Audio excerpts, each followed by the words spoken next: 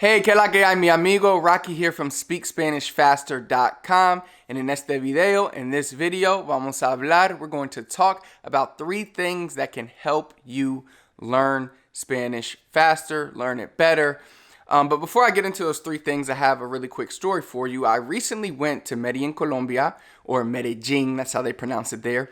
Medellin, Colombia, with 3 of my friends. So it was 4 of us. 2 of us spoke Spanish, or 2 of us speak Spanish, and 2 of us didn't speak Spanish. Now, with one of my friends that didn't speak Spanish, he was like, you know, whatever, I'm not trying to learn Spanish. Y'all can translate for me. I'm just trying to have a good time. My other friend, he was determined to learn Spanish. And, you know, he said that he was going to do whatever it took to learn Spanish and test it for this trip. And I asked him, did he need any help? And he was like, nah, I got this. So I was like, all right, you got it. So he's taken Spanish in school, but that was years ago, and he forgot everything he learned in school, typical, right? And he said he was going to train with some Spanish apps. I don't know which ones he was using, but he said he was going to use some Spanish apps. And he seemed to be pretty excited about the trip, pretty excited to test his Spanish. So we land in Medellin and we get off the plane and we're walking through border control or border security or TSA. I don't know what they call in Colombia. I don't know if it's TSA or whatever, but you know what I mean. The people that you see after you get off the plane where you have to go through customs and show them your passport. So we go through there and he's already having trouble understanding the security guards or the people talking to him, asking him why is he there and things of that nature. So boom, it's like an immediate punch to his confidence. And throughout the trip in Colombia, he received more punches to his confidence, and he really had trouble understanding Spanish there and speaking it. He froze up a lot, and it got to the point where he was like, all right, you know, forget this. Y'all got it. Y'all translate for me. So, you know, in today's video, I want to give you 3 tips that can help you kind of avoid that situation. Avoid having to go or going to a Spanish-speaking country preparing or think you're preparing the right way and then going there and completely folding. So yeah, so in today's video, the 3 things, let's start with the first one. The first one is to keep it simple and keep it relevant to your situation. So if I was my friend going to a Spanish-speaking country for the first time and I didn't know Spanish, I would prepare and I would try to think about what are the situations I'm going to be in. Airport, security, they're going to ask why am I here? I would have studied how do you say that? I would have studied, you know, how to say I'm here for vacation. I would have studied simple things like that, right? Keep it relevant. If you know you're going to have to go to the grocery store, be going to restaurants to eat, which a lot of us do when we travel, figure out how to say simple things, how to order food, what are food names. How would the waiter ask you, do you want a drink? How would the waiter ask you, do you want more? How would the waiter ask you, you know, things of this nature. So keep it simple, keep it relevant. What I mean by keep it simple is, for example, I did a recent video on should you use the future tense or should you use the ir plus the infinitive.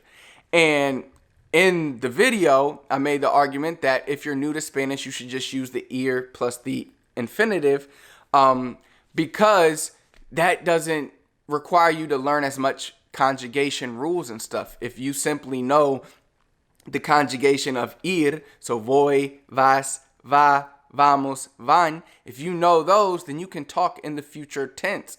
So instead of saying hablaré, I will talk, you could just say voy a hablar. And it doesn't require you to learn all the future tense conjugations for every verb. You simply know ir and then you add the verb after that.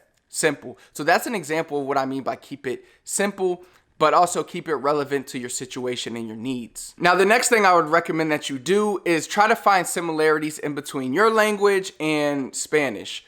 So, you know, you might speak another language other than English and try to find similarities between that. Like I have a friend from Italy. He was recently at my house for a few weeks and we talked about Italian and Spanish, and he let me listen to some Italian music and I was able to understand some of it simply because some of the words sounded like Spanish words. Well, if you speak English, try to find those same similarities with English and Spanish. Words like chocolate, chocolate, car, carro. Try to find words that are very similar in both languages so that you can understand the context that they're used in, or you already know how they're used. Now you just have to learn the Spanish way to say it. So learn those similar words and then really learn how to pronounce those words properly so that you are learning Spanish sounds, and when you hear those words, it's easy to pick them out.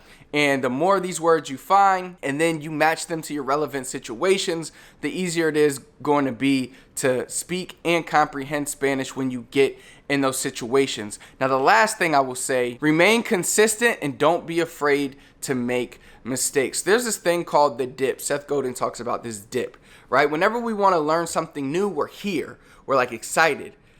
But then we realize, oh, this is going to take some time, and we drop. So that's what happened to my friend, and that's why it's called the dip, because he was excited, ready to test his Spanish. As soon as he got off that plane, boom, his confidence dropped. And you feel like you're moving backwards. But over time, you'll come back up. That's why it's called the dip.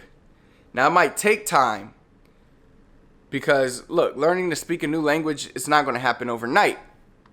So you're going to go through this dip.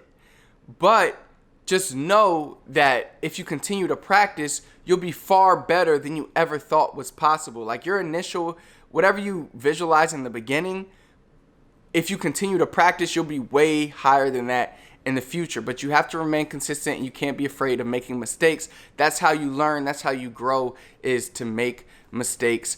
And don't worry about people making fun of you or anything like that. For the most part, native speakers won't make fun of you. They will be happy. I could say this as a native speaker that we like when non-natives attempt to learn our language and converse with us in our language. You know, it's a form of respect, and it's pretty cool, especially when you go to these other countries and they see you trying to speak their language instead of thinking like, oh, I'm American, you need to understand my language.